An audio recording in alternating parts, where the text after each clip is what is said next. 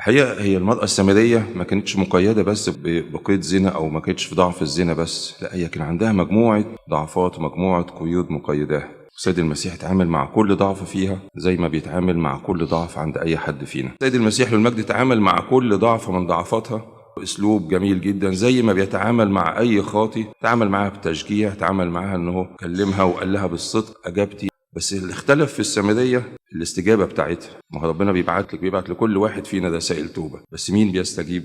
هل احنا بنعمل زي ما عملت المرأة السامرية وتركت قدرتها؟ مش كده؟ هي أول ما قبلت المسيح في قلبها تركت كل حاجة وجريت تكلم الناس عن المسيح، وأصبحت أعظم كارثة. جابت البلد كلها اللي قبليها بفترة كان التلاميذ مش عارفين يكرزوا فيها. البلد دي اللي جابتها السامرية، المرأة الخاطية في نظرنا. هو ده اللي يعمله عمل التوبة، وهو ده المطلوب مننا. الكنيسة تفكرنا كده قبل ما نخش على أسبوع الشفاء.